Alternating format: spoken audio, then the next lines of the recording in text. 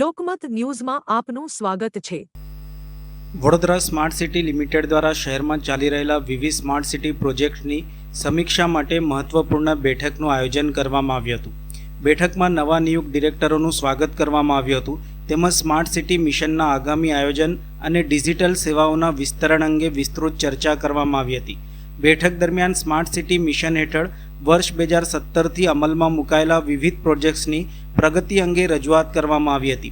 અધિકારીઓએ જણાવ્યું હતું કે મિશન અંતર્ગત મોટાભાગના કેપેક્સ પ્રોજેક્ટ સફળતાપૂર્વક પૂર્ણ થઈ ચૂક્યા છે અને હાલમાં તેમની જાળવણી તથા ટેકનોલોજી આધારિત નવી સેવાઓના વિકાસ ઉપર ધ્યાન કેન્દ્રિત કરવામાં આવી રહ્યું છે। નાગરિકોને વધુ સરળ, ઝડપી અને પારદર્શક સેવાઓ ઉપલબ્ધ કરાવવા માટે નવી ડિજિટલ સેવાઓ શરૂ કરવાની દિશામાં ચર્ચા કરવામાં આવી હતી। ઉપરાંત GIS આધારિત પ્રોપર્ટી ટેક્સ મેનેજમેન્ટ સિસ્ટમ અને અદ્યતન પ્લાનિંગ સિસ્ટમના અમલીકરણ અંગે પણ વિચારણા કરવામાં આવી હતી।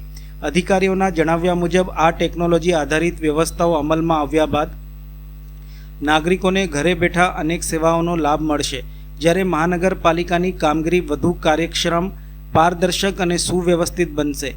બેઠકમાં સ્માર્ટ સિટી મિશનના આગામી તબક્કાના આયોજન, વિવિધ પ્રોજેક્ટ્સની જાળવણી, ડિજિટલ ગવર્નન્સને વધુ મજબૂત બનાવવા પ્રયાસો તેમજ નાગરિક કેન્દ્રિત સેવાઓના વિસ્તરણ અંગે મહત્વપૂર્ણ નિર્ણય લેવામાં આવ્યા હતા।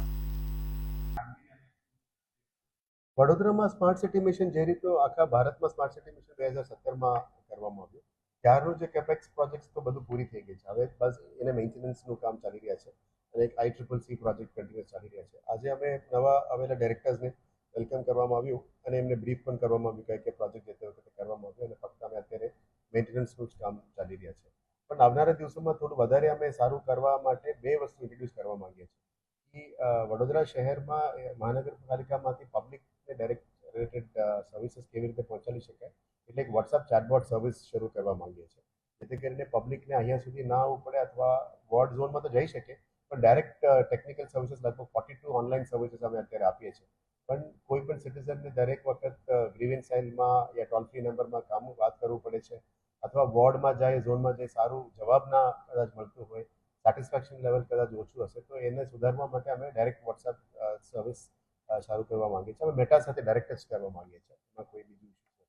અને બીજું જે પ્રોપર્ટી ટેક્સ કલેક્શન અત્યારે ચાલી રહ્યા છે એમાં પણ લગભગ 300 કરોડની રિકવરી કરવાની લાંબા સમયથી પેન્ડિંગ છે, એટલે આપણે GIS based property tax system introduce કરી રહ્યા છીએ, જેથી કરીને જે પણ પ્રોપર્ટી ટેક્સ બાકી હોય એમને ડાયરેક્ટ મેસેજ જતું રહે અને ત્યાંથી અમારા IT ડિપાર્ટમેન્ટ અને આકારની ડિપાર્ટમેન્ટનું પણ મેસેજ જતું રહે। એ સિસ્ટમ ઇન્ટ્રોડ્યુસ કરવા માટે ઓવરઓલ ડિસિઝન્સ લેવામાં આવ્યું છે, પણ આપણે ફંડિંગ ક્યાંથી કરશું અદરવાઇઝ VMCમાંથી કરીશું એ હજી નક્કી કરવાની બાકી છે। પણ ઓવરઓલ એ જ ઈચ્છા છે કે પબ્લિકના સિટીઝન સર્વિસીસ વધારે સારું કરી શકાય અને GIS બેઝડ પ્લાનિંગ સિટીમાં ઇન્ટ્રોડ્યુસ થાય। કદાચ આવનારા દિવસોમાં જે રોડ્સનું પ્લાનિંગ છે, ડ્રેનેજીસનું પ્લાનિંગ છે, પાણીનું લાઇનનું પ્લાનિંગ છે, ડુપ્લિકેશન ના થાય, ડબલ બિલિંગ ના થાય, કામની ક્વોલિટી સુધારો થાય એના માટે આ પ્લાનિંગ કરી રહ્યા છે।